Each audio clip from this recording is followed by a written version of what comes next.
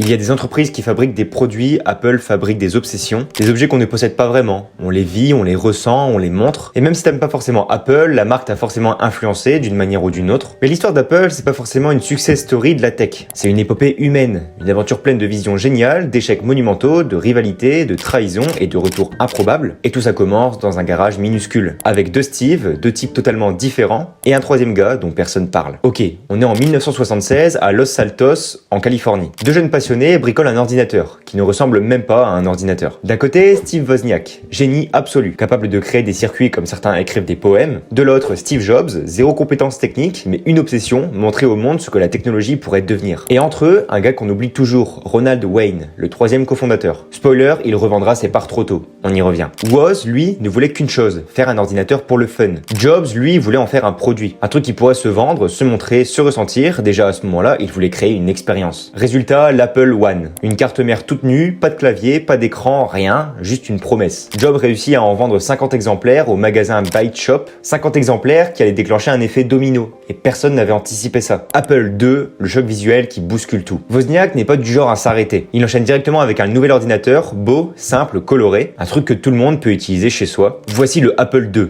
Et là, tout change. Parce que contrairement aux machines froides et grises de l'époque, l'Apple II ressemble presque à un objet de déco. Il démarre directement, il affiche de la couleur, il a un clavier intégré et surtout il peut faire tourner VisiCalc, le premier tableur de l'histoire. Résultat, les entreprises deviennent accros et Apple devient une fusée. En 4 ans seulement, l'entreprise passe de 2 mecs coincés dans un garage à une compagnie cotée en bourse. Jobs devient millionnaire, Woz aussi, et Ronald Wayne, le cofondateur oublié qui a vendu ses parts pour $800, devient officiellement l'homme qui a fait la pire décision financière de toute l'histoire de la tech. Le rêve du Macintosh. Mais le succès ne suffit pas à Jobs, il veut créer l'ordinateur parfait, une machine radicalement différente, une machine avec une âme. En visitant le Xerox PARC, il découvre les interfaces graphiques, la souris, les fenêtres. Il comprend instantanément que c'est l'avenir, et il veut être le premier à le mettre entre les mains du grand public. Sauf qu'en interne, Apple commence à être un peu fatigué par Steve Jobs. Trop intense, trop exigeant, trop imprévisible. On lui retire alors la direction du projet Lisa. Et c'est là que Steve Jobs se rabat sur une petite équipe, le Macintosh. Hello, I am Macintosh. Il s'incruste, il s'impose, il motive, il épuise, il inspire et il terrorise. Mais c'est là qu'il crée une légende. En 1984, le Macintosh est dévoilé avec une publicité réalisée par Ridley Scott. Une pub qui ne montre même pas l'ordinateur, juste une promesse, Apple va libérer le monde de la dictature informatique. Le Macintosh sort. Il est magnifique, il est révolutionnaire, intuitif et il en avance sur tout le marché. Mais il sera malheureusement trop cher, trop limité et pas assez rapide. Les ventes connaissent une chute drastique et Apple se remet sérieusement en question. La chute. Steve Jobs viré de sa propre entreprise. On arrive au moment le plus brutal de l'histoire, celui que personne n'aurait imaginé. John Sculley, PDG qu'il a recruté lui-même, s'oppose à lui.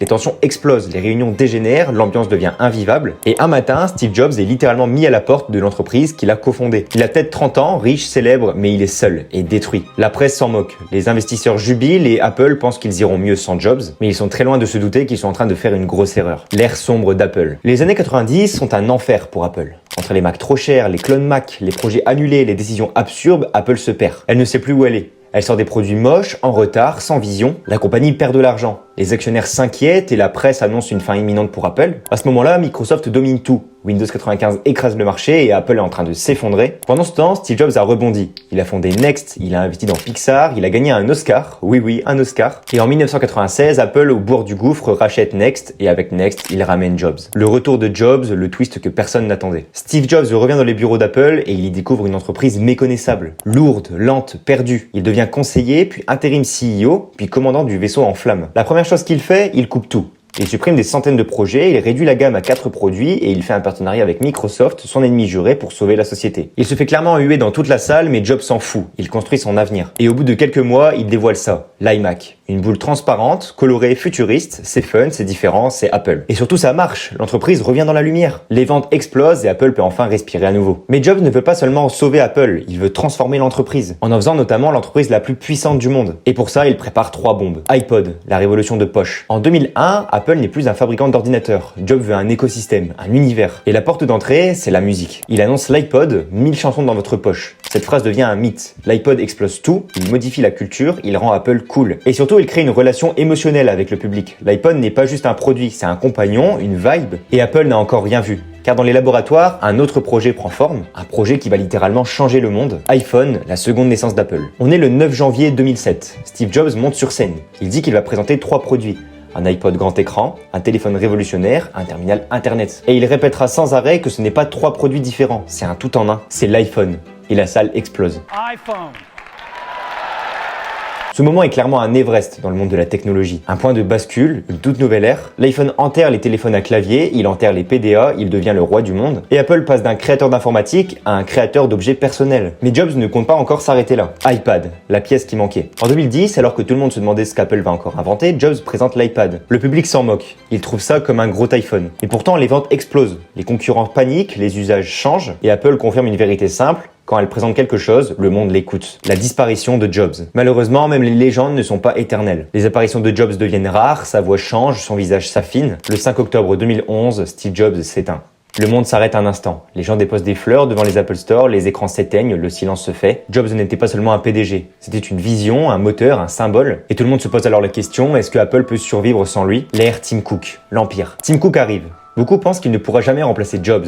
Et c'est vrai, il ne le remplace pas. Mais il fait quelque chose de différent. Il transforme Apple en une machine, une organisation stable, une entreprise monstrueuse dans le bon sens comme dans le mauvais. Sous Cook, Apple devient la plus grande entreprise du monde. La première a dépassé les 1 milliard de dollars, puis 2000, 3000. Les AirPods deviennent un phénomène, l'Apple Watch devient la montre la plus vendue au monde, l'iPhone continue de dominer, et les services explosent. Apple Music, Apple TV+, Apple Arcade, iCloud, Apple Pay. Apple ne vend plus juste des produits, elle vend clairement un mode de vie, un univers fermé mais cohérent, critiqué mais irrésistible. Apple aujourd'hui, plus qu'une marque, un symbole. Apple aujourd'hui, c'est clairement devenu une culture, une marque populaire et moderne, une marque qui divise, certes, mais qui fascine. Si tu n'as pas d'iPhone, on te demande pourquoi. Si tu en as un, on te demande t'as lequel. Si tu le changes, on te demande pourquoi tu le changes, alors que tu avais l'iPhone 16, t'es passé au 17. Apple influence la photo, la mode, le cinéma, la musique, la santé, les réseaux sociaux, les technologies quotidiennes, la manière de communiquer, la manière de penser les objets. Et plus on avance, Apple ressemble à une civilisation. Une civilisation dont les produits racontent une histoire de simplicité, de beauté, de contrôle, de perfectionnisme, d'obsession, mais surtout d'héritage. Parce qu'au final, l'histoire d'Apple, c'est juste un mec dans son garage qui pensait différemment des autres, qui a transmis sa façon de penser à une entreprise entière, une entreprise qui a failli mourir, qui a failli exploser, que tout le monde voulait enterrer avant qu'elle ne devienne la plus puissante du monde. Apple n'est pas parfaite, elle est critiquée, discutée, divisée, mais elle a prouvé quelque chose. Quand tu mélanges vision, obsession, créativité, design, storytelling ou marketing et une envie de changer le monde, tu peux créer des produits qui dépassent leur simple fonction. L'Apple One n'était qu'un simple circuit électronique vendu dans un sac en plastique. Et maintenant, Apple pèse plus que le PIB de certains pays. Ce n'est pas de la chance, ce n'est pas du hasard, c'est une histoire. Une histoire humaine, une histoire d'idées, une histoire de choix, de risques, de rupture, et une histoire qui continue encore aujourd'hui. Parce que tant qu'il y aura quelque chose pour réinventer quelque chose, pour vouloir simplifier ce qui est compliqué, repousser ce qui semble impossible, Apple restera une entreprise à part. Qu'on l'aime ou qu'on la déteste, elle aura changé la vie de millions de gens pour toujours.